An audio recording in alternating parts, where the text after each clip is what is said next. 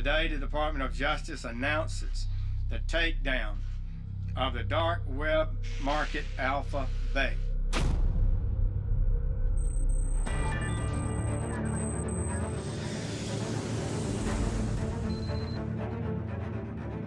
ตัวอาชญากรคนนี้เป็นผู้ต้องหาที่มีความชำนาญด้านเทคโนโลยีอันดับหนึ่งถือว่าเป็นเบอร์หนึ่งของด้านไซเบอร์ครามเลยครับเขามีบ้าน2 หลังติดกันเป็นทาวน์เฮาส์ตรงคำ2 หลังและกำลังซื้ออีกหลังหนึ่งรถทุกอย่างเขาจะใช้แบบเป็นซูเปอร์คาร์หมดทุกคันแต่ทำงานจริงๆจังเราไม่เห็น The website was grossing close to $500 million per year, so we're talking about, $300 to $500 million a year.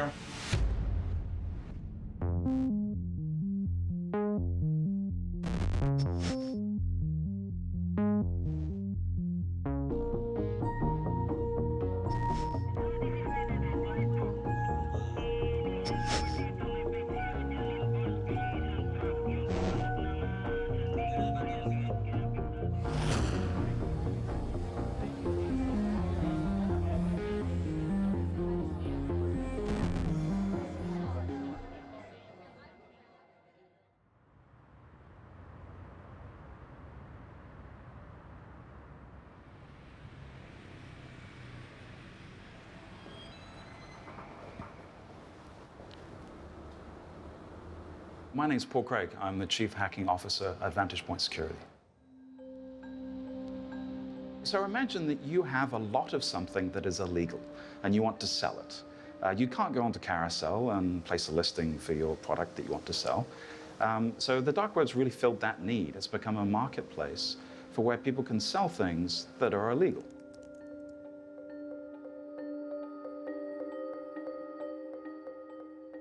So here we can get a diploma from almost any school for 0.1 of a Bitcoin, so $1,000, $1,100. Here we go, we can buy a UK passport with the name of your choice for 1,000 British pounds. Driver's license, ID cards, big sale. So do you want a driver's license from Norway or Denmark?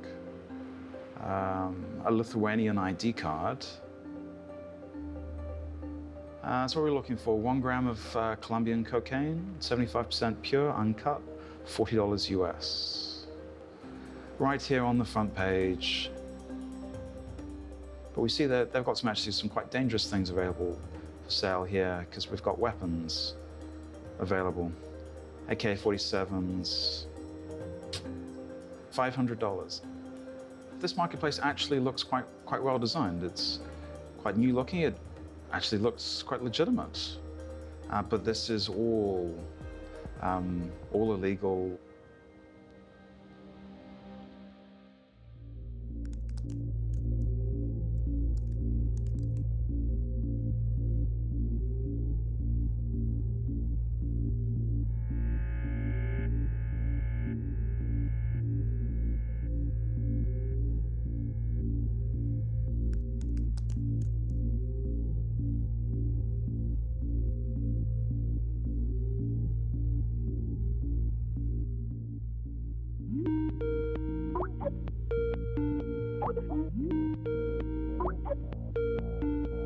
So think of it as eBay without the auctions or Amazon Marketplace. It's exactly the same thing in spirit.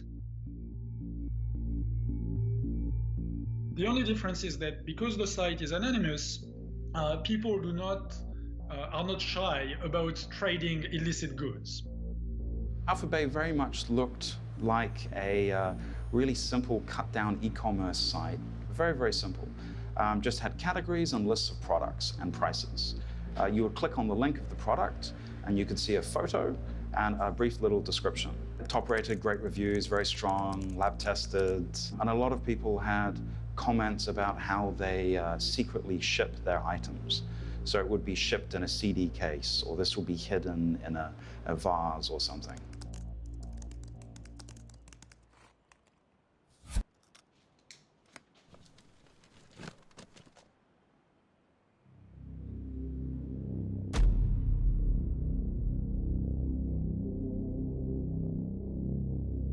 The majority of listings on AlphaBay were narcotic or drug-related.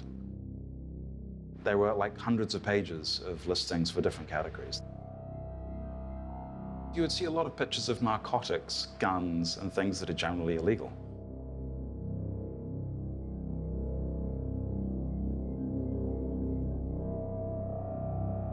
Marketplaces like AlphaBay are interesting in the sense that they bring the local drug dealer to the global scale. So if you think about it, the total drug market is huge. You're talking trillions of dollars. But your local drug dealer is not grossing a lot of money. The revenues are fairly small because you have to have this face-to-face interaction. There's also tons of risk associated with selling drugs on the street. And so those operations tend to be pretty small. But by moving them online, they take the Amazon model of electronic commerce and use it for illicit goods. So of course, it gives people a much larger pool of potential customers and a much larger outlet. You do not just deal with your 10 or 15 regular customers, you deal potentially with tens of thousands or hundreds of thousands of potential customers worldwide. These websites don't have much content other than, here are my illegal goods for sale.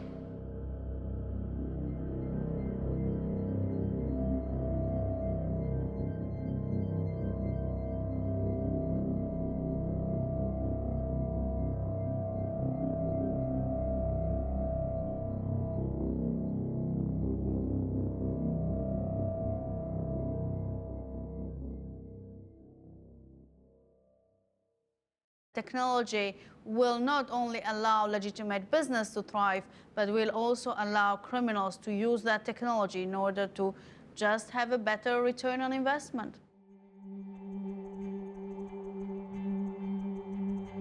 It definitely is a bigger threat to the overall communities, and therefore it was a priority for the police to shut it down.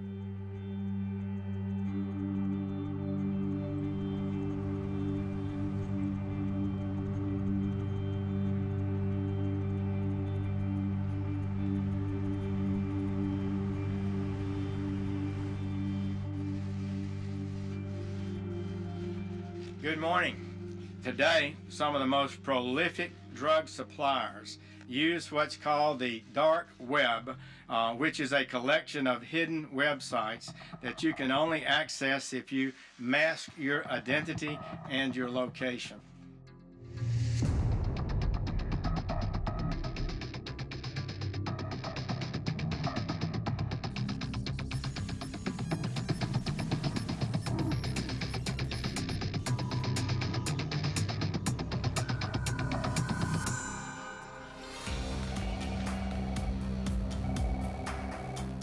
During the AlphaBay investigation, one thing that became pretty clear was that the person who was in charge of the marketplace was somebody with the handle Alpha02.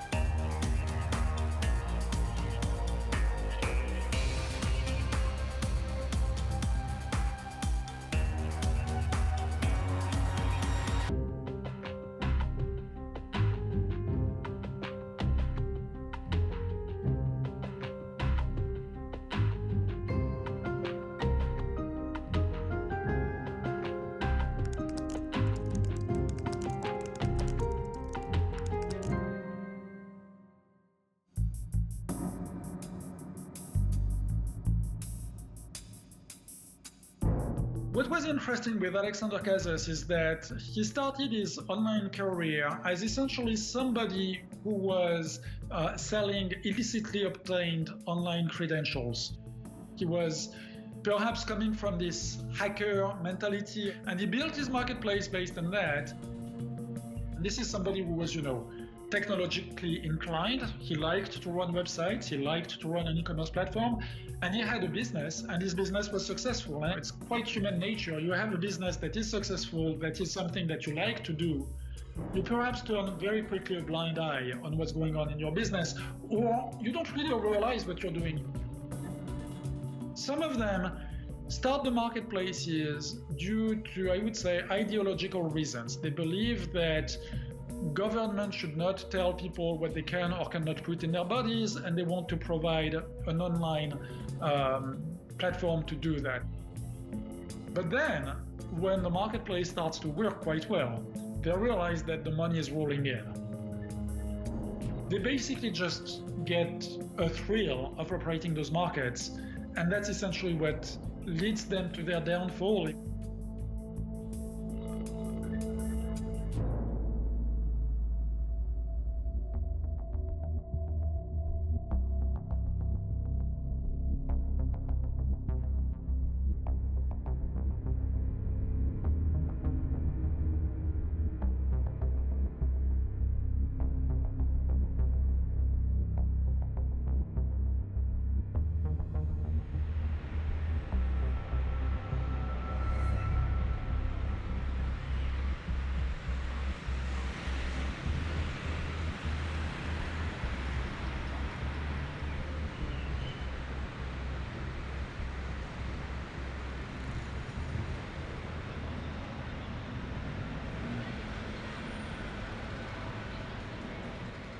ตอนเริ่มเลยสำหรับเมื่อได้ยินคำว่า AlphaBay เนี่ยเราคิดว่าเป็นการปิดเว็บไซต์ผมนี่ไม่ได้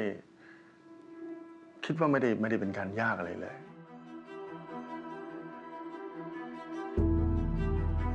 แต่เพื่อนอเมริกันเนี่ยก็พยายามบอกช่วยพดรู้จักแมคโครไหมอะไรอย่างเงี้ยบอกรู้จักแมคโครใหญ่บอกถ้าบอกว่าถ้าแมคโครขายยาเสพติดแล้วถ้าใหญ่กว่าแมคโครสัก50 เท่าเนี่ยใหญ่ไหม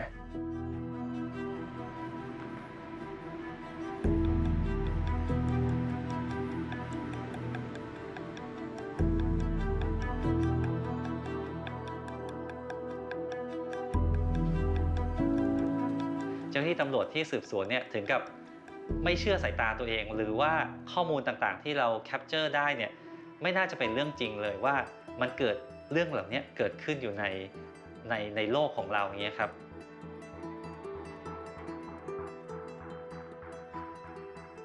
การที่อาชญากรคนหนึ่งเนี่ยสามารถที่จะบริหารเว็บไซต์นะครับที่มีมูลค่าเป็นหลักหลายพันล้านนะครับมีการกระทำความผิดสูงที่สุดได้เนี่ยเขาจะต้องมีการบริหารจัดการที่ไม่ธรรมดาพอเราเริ่มศึกษาแล้วดูว่าเว็บนี้มันผู้ที่เข้ามาใช้หรือมาติดต่อเป็นแสนคนถ้าเป็นยาเสพติดเนี่ยก็คือว่าหายากนะครับที่กลุ่มนักค้ายาเสพติดนี้มีกลุ่มนักค้ายาเสพติดถึงกลุ่มละ100,000 คนเนี่ยคือการปราบยาเสพติดเราเนี่ยผมอย่างผมทำเนี่ยผมก็ทำมา30 ปีแล้วแต่ operation อันนี้มันแปลกเพราะมันเกี่ยวกับเทคโนโลยีแต่จากการสืบสวนขยายผลมาเรื่อยรู้ว่าในที่สุดน่าจะอยู่เมืองไทยเราก็จึงเข้ามาสโคปใกล้ชิดแล้วก็สืบสวนใช้เวลาอยู่หลายเดือนอยู่กว่าจะรู้ว่าตัวเขาอยู่ประเทศไทย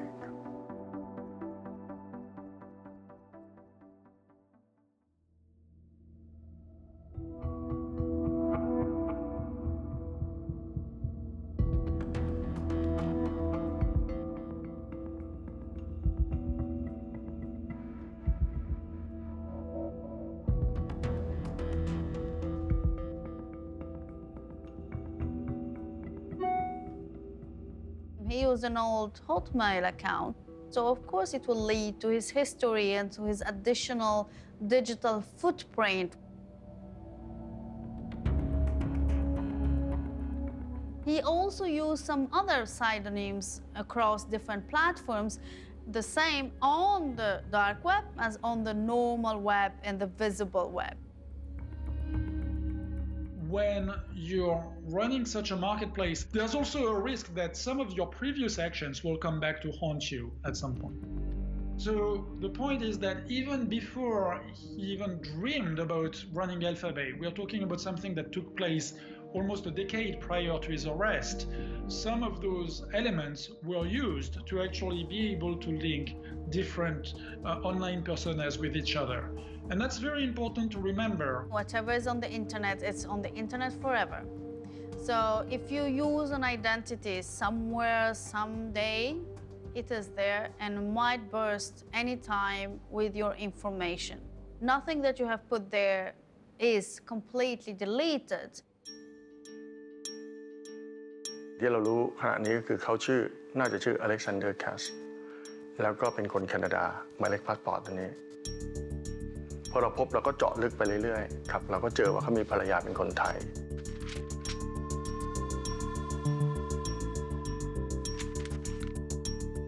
เราก็ทำการสืบสวนเขาก็ไม่มีอะไรคือไม่ได้ทำอะไรเท่าไหร่แล้วก็สอบถามจากข้างเคียงหรือเก็บข้อมูลก็ทราบว่าเขาทำเกี่ยวกับคอมพิวเตอร์ใช่ไหมเราก็พยายามดูเขาทำคอมพิวเตอร์อะไรขายอะไรมีทรัพย์สินอะไรซึ่งเราดูว่าโอ้เขามีทรัพย์สินเยอะนะเขามีบ้าน2 หลังติดกันเป็นทาวน์เฮาส์ตรงข้าม2 หลังแล้วกำลังซื้ออีกหลังหนึ่งซื้อแล้วก็กำลังตกแต่งเป็น100 ล้านอีกที่หนึ่งแล้วก็ไปเช่าอีกที่หนึ่งมีบ้านแล้วแต่ยังไปเช่าอีกที่หนึ่งเราก็เห็นว่าเขาใช้รถ Lamborghini นะ Aventador ซึ่งราคาแพงสุดก็หลาย30 ล้านนะแล้วก็มี Porsche นะครับแล้วก็มี Mini Cooper แล้วส่วนมอเตอร์ไซค์ก็ใช้ Superbike BMW ซึ่งเป็นรถราคาสูงทั้งนั้นเลย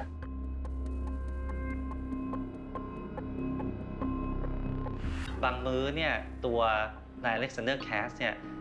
สามารถที่จะใช้เงินประมาณ1 ล้านหรือ1.5 ล้านบาทในการกินข้าว1 มื้อได้เขาสามารถที่จะใช้เงินซื้อได้ทุกอย่างและเขาก็ใช้ชีวิตที่หรูหราจริงๆ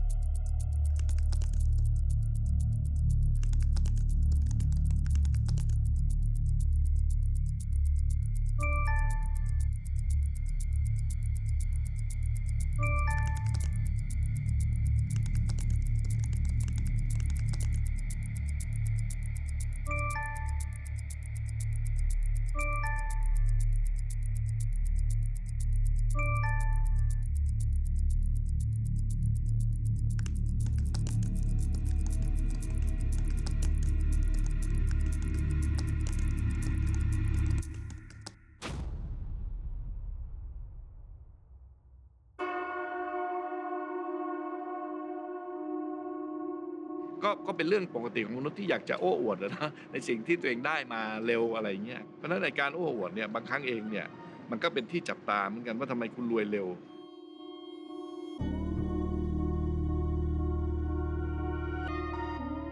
มีบ้านหลายหลังมีรถดีหลายคันไปโน่นเข้าโน่นออกนี่แต่ทำงานจริงๆจังเราไม่เห็นเนี่ยมันจะเป็นไปได้ยังไง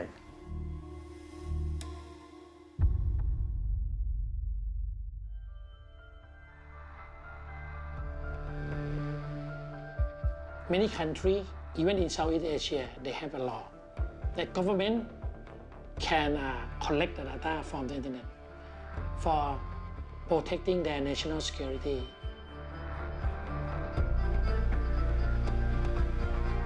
They call it lawful interception.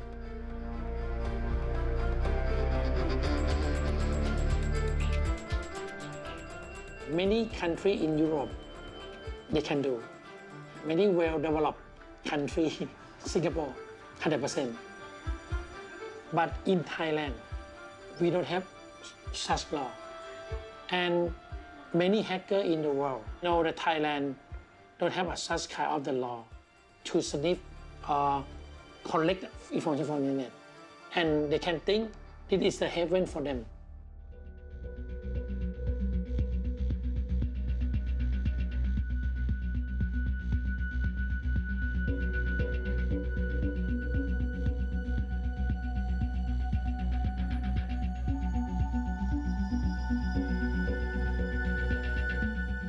Sorry Picture case is a world-class big case. We are the source of the IP address that attack Sony Picture. We found that we has been hacked by the foreign hacker. All the IP address of the attacker originate from USD and the hotel in Bangkok. They compromise the server and they use that computer server to hack into the Sony Picture. We have many cases, not only Sony Picture. We have cases that we hack into the other government in Asia, in Europe, in United States.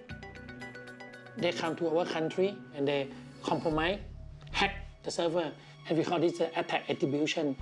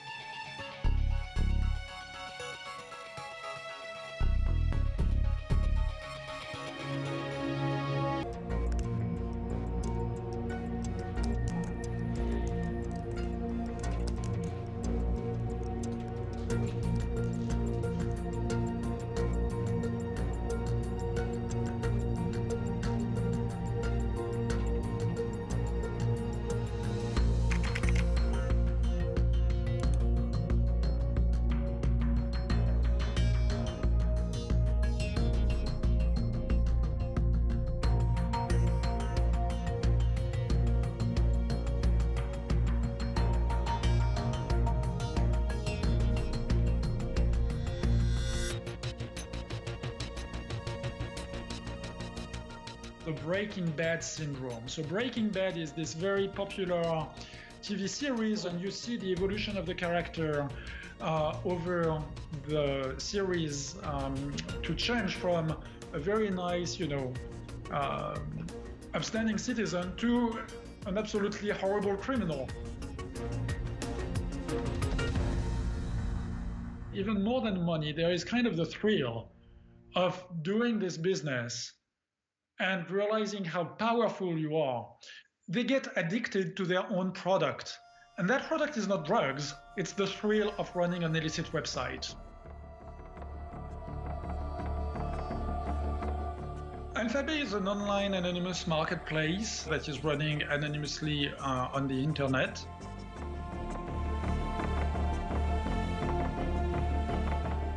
Anonymous browsing works at a high level using the following principle.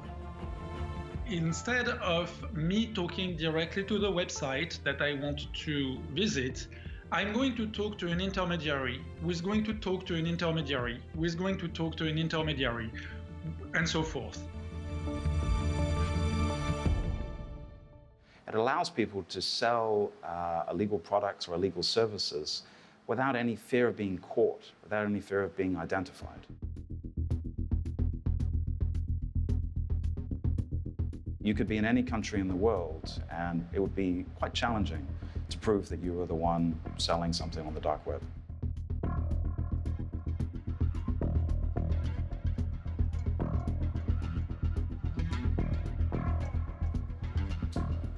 First link would be download Tor. You can download Tor for free online. It's very simple, very straightforward to download and install, and within seconds you can be running the Tor browser. So on the typical internet, the general internet that people know,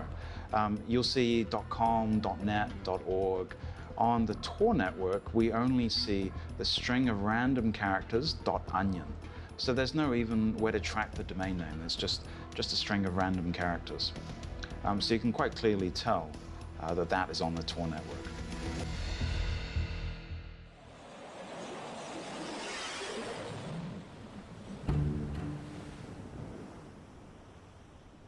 Originally, Tor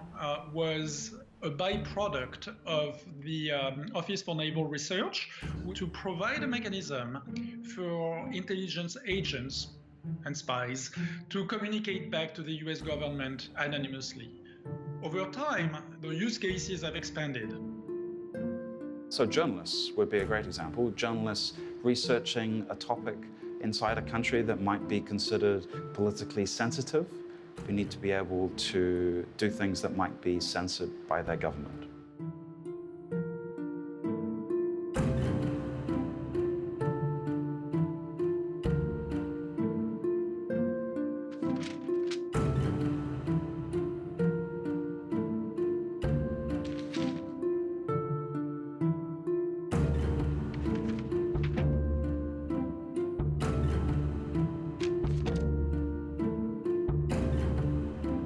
So the Tor network by itself is really not that harmful. You can share information, it may be unregulated and uncontrolled, but there's no way of buying products or services through Tor itself directly. But when you add in cryptocurrency, which has the same level of anonymity and privacy, all of a sudden these two things together really do create the perfect storm. So you can list products and receive money for products, all anonymous.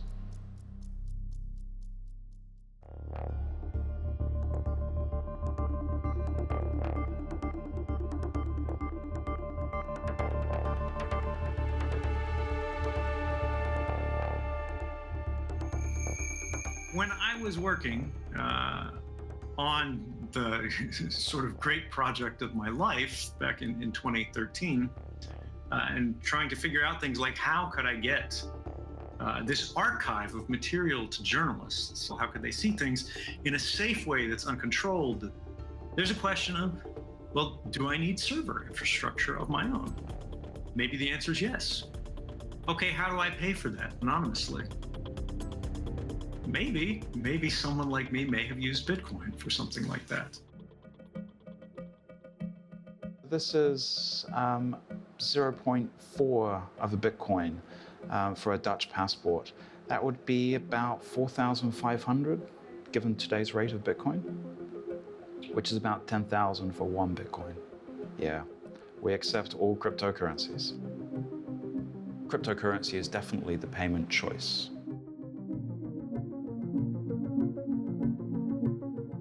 So that is my Bitcoin wallet.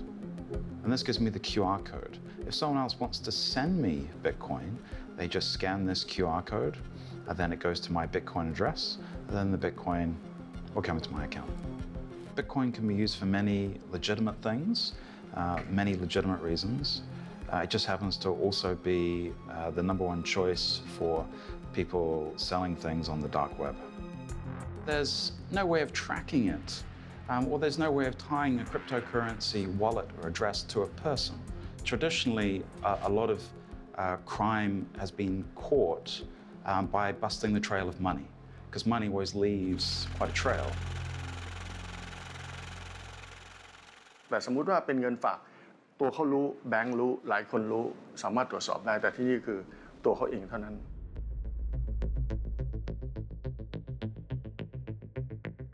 จะเห็นว่าการค้าเนี่ยมันเหมือนเป็น virtual มันไม่ใช่เป็น actual มันเป็น virtual ไม่ว่าการค้ายาเสพติดข้อมูลในไฟล์ต่างมันอยู่ในอากาศทั้งหมดเลย So you can send millions of dollars to someone else on the other end of the world and receive goods in return without anyone in between actually seeing or knowing.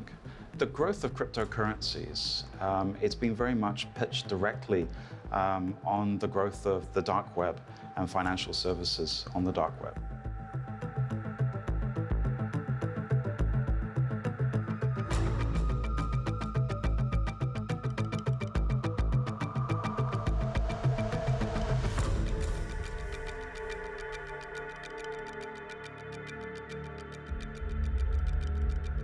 People have been selling drugs and other illicit goods on the web pretty much since the 1990s. So what was different with Silk Road? Well, what was different with Silk Road is that it tried to provide what I would call an end-to-end anonymity platform. It combines network anonymity through the use of Tor, so that an observer cannot tell which machine is connecting to which server to do those transactions.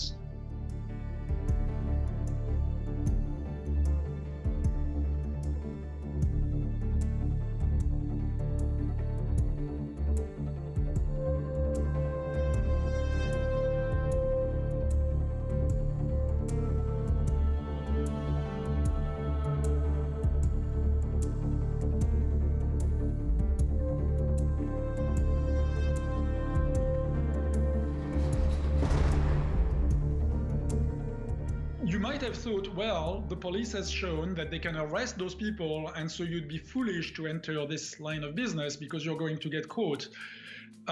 This is the exact opposite of what happened. People were convinced that there was demand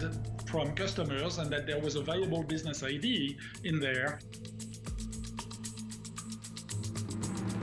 ผมคิดว่าอาชญากรรมคอมพิวเตอร์เนี่ยตัวที่อธิบายได้ชัดเจนที่สุดสำหรับไซเบอร์ไครม์เนี่ยตอนนี้น่าจะเป็นเรื่อง demand supply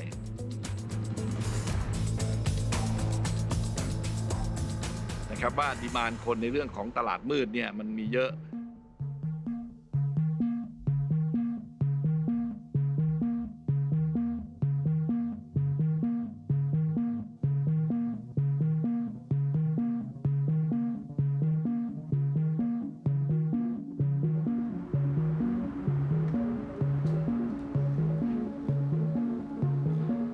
Okay, so for this one, we need to register an account. You can see they use PGP authentication, so quite privacy focused. Let's see if we can find another marketplace. Okay, we need username and password for that one. I think the AlphaBay was quite unique, that it was so quick and easy to get on board and to get in. Definitely contributed to its success. Initially, it was not the largest website. It was a very small website. They were primarily selling credit cards and other digital goods. So in 2015, AlphaBay really got into the spotlight for selling stolen Uber and TalkTalk information.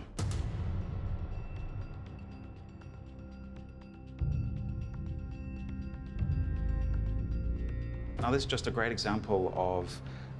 an illegal product, data in this case, being sold online. And I imagine very cheaply, because this information, there will be a lot of it, so people will be selling person by person a few dollars. But there are a lot of accounts that were being sold on AlphaBay, not just things like Uber, also Netflix, Hulu. These are the things I think people would buy quite frequently. Because it's considered not so illegal, but something that they want. But reasonably quickly, they became dominated by drugs. The first vendor on AlphaBay was probably Alpha02, selling credit card numbers he had access to. And then, as the business picked up and other vendors joined, he didn't, say no when people started to sell drugs.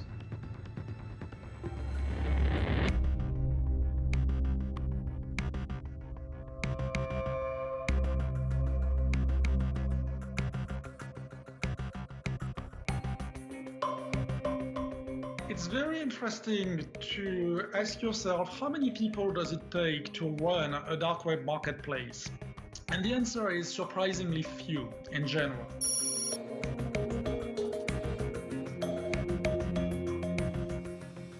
A lot of the people who start those marketplaces, they are not drug syndicates, they are not career criminals, they are people with a very strong IT background. This is really white-collar crime, which makes sense for the operator of the platform. After all, operating a website is an IT job. But what is interesting is that you see the same marketing techniques that are being used by legitimate businesses, social networks like Twitter, Reddit, and they have some quote-unquote social media consultants that are essentially promoting their brands on those social networks.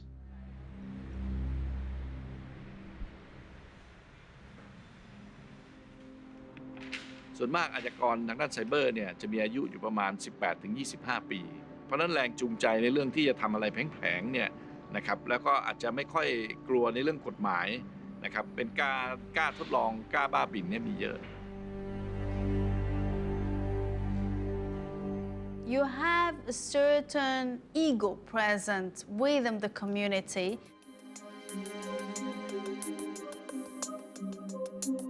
The knowledge that the general public lacks understanding about cybersecurity, that makes some of the cybersecurity hackers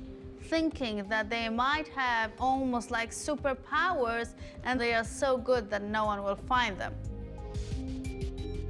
คือมันมีกลุ่มอาชญากรกลุ่มหนึ่งซึ่งเขาอาจจะมีความรู้สึกว่าเขาท้าทาย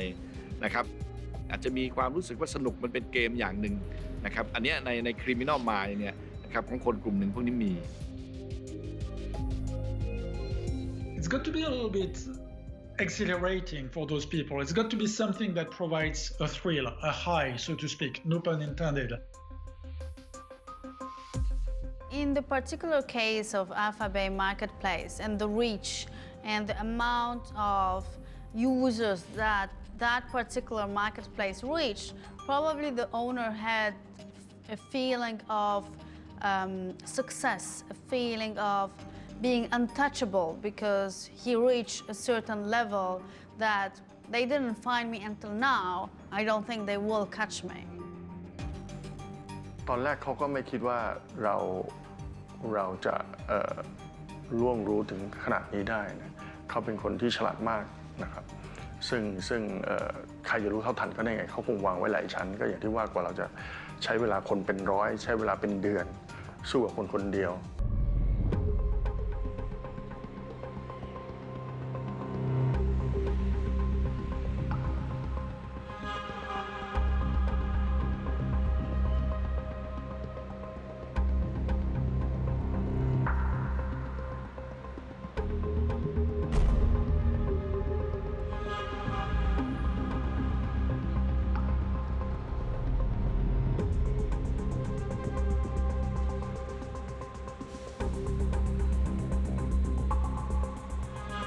ตัวอาชญากรคนนี้เป็นผู้ต้องหาที่มีความชำนาญด้านเทคโนโลยีอันดับหนึ่งถือว่าเป็นเบอร์หนึ่งของด้านไซเบอร์ครามเลยครับ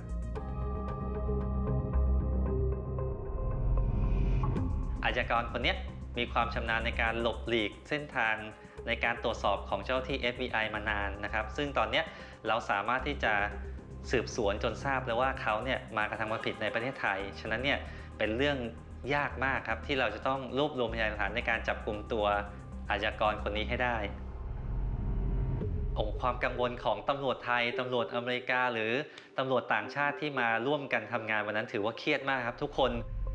เราไม่เคยทำถึงขนาดนี้ครับเรามีแค่ติดตามร่องรอยทางบัญชีติดตามข้อมูลทางอิเล็กทรอนิกส์บ้างนะครับแต่ไม่เคยมีการต้องใช้เทคโนโลยีแล้วก็การมอนิเตอร์กันตลอด24ชั่วโมงนะครับ7 วันต่อสัปดาห์30 วันต่อเดือนขนาดนี้ครับถือว่าเป็นการปฏิบัติการที่ค่อนข้างเข้มข้นมากครับสำหรับตำรวจเราครับทำยังไงที่เราจะทำได้ว่าเราต้องจับกลุ่มเขาให้ได้ในขณะที่เขาใช้เครื่องในฐานะแอดมินเพราะว่าเขาไม่ได้ใช้ตลอดเวลา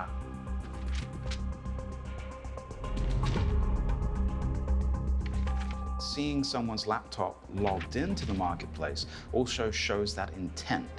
It shows that you are actually the person who's adminning this marketplace. So people that are using Tor cryptocurrencies will almost certainly be using extra security precautions on their laptop.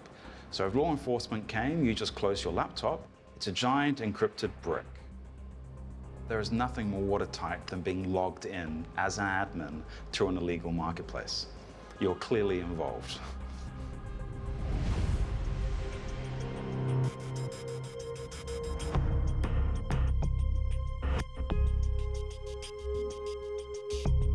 ไม่ใช่เพราะ5 จุลายในปีนั้นเนี่ยไม่ใช่ว่าเราพร้อมคนเดียวคือพร้อมทั้ง10 ประเทศพร้อมกันหมด10 ประเทศคือทำเราเป็นสเต็ปแรกที่เราคอนเซิร์นคือว่าพอเราทำปั๊บจะมีประเทศต่อไปถ้าเราทำแล้วเราเฟลทุกคนก็จะเฟลไปหมดเพราะตัวสำคัญอยู่ที่เราประชุมกันวางแผนแล้วก็มีการปรับแผนการทำงานเนี่ยเรียกว่าวินาทีต่อวินาทีเลยเราจะเข้าชาร์จตอนไหนนะครับเราจะเลือกมุมไหนเมื่อเขาออกมาแล้วใครจะเข้าควบคุมตัวทุกอย่างต้องอยู่ในการควบคุมของเจ้าที่ตำรวจให้ได้ทั้งหมดจึงจะมีสัญญาณในการเข้าจับกุมตัวนายอเล็กซานเดอร์แคสวันนั้นครับ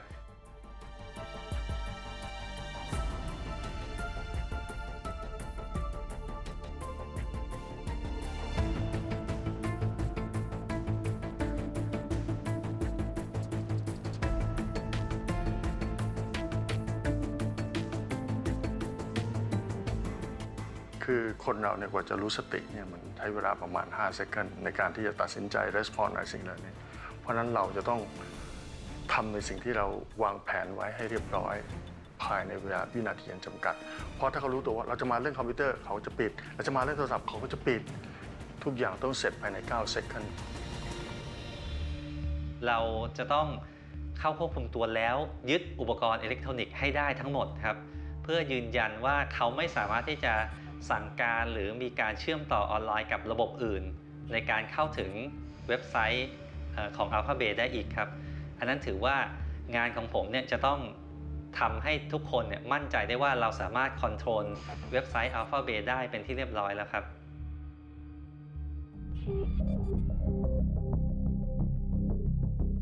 เมื่อเราเข้าไปตรวจสอบอุปกรณ์นะครับทางอิเล็กทรอนิกส์เช่นคอมพิวเตอร์โน้ตบุ๊กนะครับหรืออุปกรณ์ทางอิเล็กทรอนิกส์อื่นๆเนี่ยก็จะพบว่าตัวนาย Alexander Cass เนี่ยได้ฝังพาสเวิร์ดนะครับซึ่งเป็น root key ในการเข้าถึงกระเป๋าเงินนะครับที่เรียกว่า wallet ต่างๆเนี่ยของเขาเองที่ใช้ในเคส AlphaBay ซึ่งเป็นการที่จะควบคุมนะครับสั่งการแอดมินในระบบ AlphaBay นะครับซึ่งตรงเนี้ยเราก็ต้องแกะจาก root key พวกนี้ครับซึ่งว่าเป็นส่วนสำคัญมากเลยจากคอมพิวเตอร์โน้ตบุ๊กของเขาเอง Most people use very simple passwords like password or I love you or baseball or things like that. People who run those marketplaces use hard to break passwords. If you think about a passphrase, not a password, but say a phrase that's a paragraph from a book, all of a sudden becomes very, very challenging to try and guess that. Trying to break one of those passwords would take an enormous amount of resources. It's not even clear that it's possible. And breaking the encryption itself is basically infeasible with today's technology.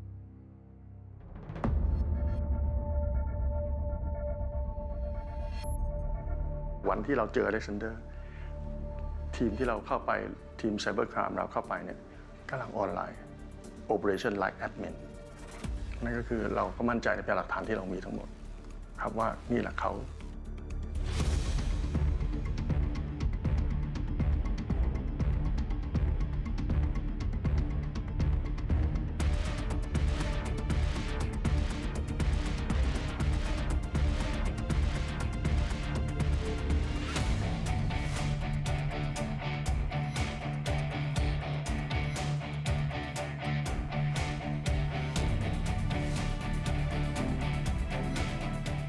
People thought that AlphaBay had committed an exit scam. The platform was still there, but you really couldn't take money out of it. The reason why the police did this was to lead people who were on AlphaBay to go someplace else, to go to a different market.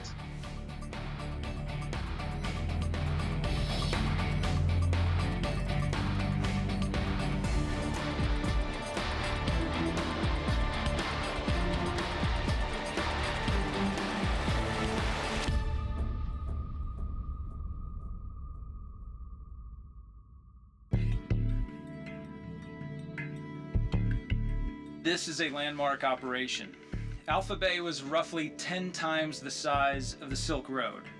So we're talking about multiple servers, different countries, hundreds of millions of dollars in cryptocurrency, and a darknet drug trade that spanned the globe.